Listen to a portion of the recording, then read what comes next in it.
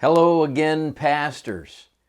It's been a while since I've issued a video, and I know you've been anxious, looking forward to another one. So here you go. Here's another video.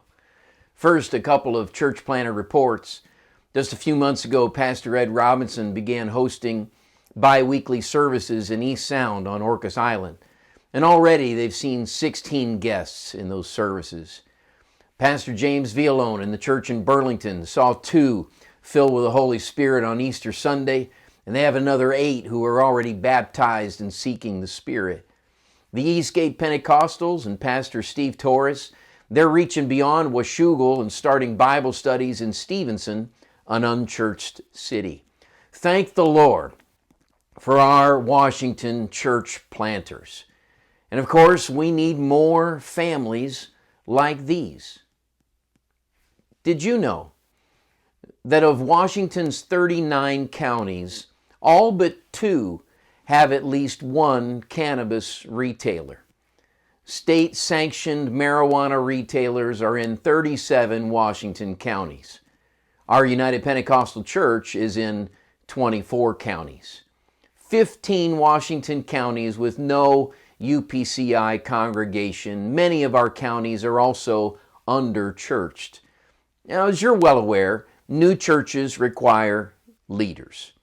Mission Washington has 3 primary purposes: recruit church planters, empower church planters, support church planters. And of these, recruiting is at the top of our agenda for me personally and for your Mission Washington team. And if we're going to succeed evangelizing our state, we need you to recruit as well. I'd like to deputize all pastors as senior recruiting agents. Recruiting. Jesus invested in 12 of varying talent and burden. Not all of them were Peter or John. He didn't invest in just 2. He didn't wait on ideal candidates. He found initial willingness and then invested to find out potential. Jesus simply invited, "Follow me."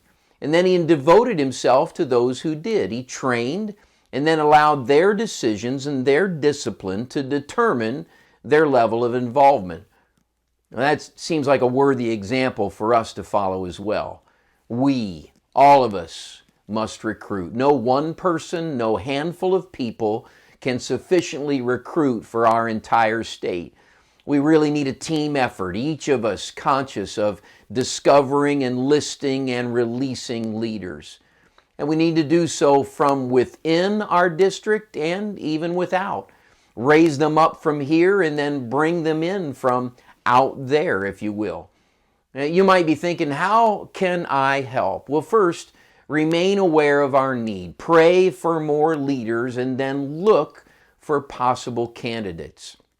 And where should we look? Well, Jesus looked wherever he traveled, and you and I can do the same. Do you have an acquaintance or a family member who's got more capacity than they're currently using for the kingdom? I mean, do you know someone whose practice is well below their potential? If they're not in your local congregation, perhaps contact their pastor, and with his permission, invite that person to minister for you over a long weekend. Regardless of where the candidates come from, take them on a drive through a needy area, a needy city. Speak about your burden for the lost. Stop the car. Pray in that town or city, and let's see what the Lord will do. We can create an opportunity for Jesus to say, "Follow me." If you'd like, share that person's name with your district Mission Washington team, and we could approach them as well. As efforts increase and unfold, we can provide you information on progressive church planning via home Bible studies, home fellowship groups, preaching points, daughter works, self-governing works. Recruit, empower, support. It all starts with recruiting. We need the Lord's help. We need each other's help. And I pray that you will accept our offer to serve as a senior recruiting agent. Until next time, for the kingdom of the Lord.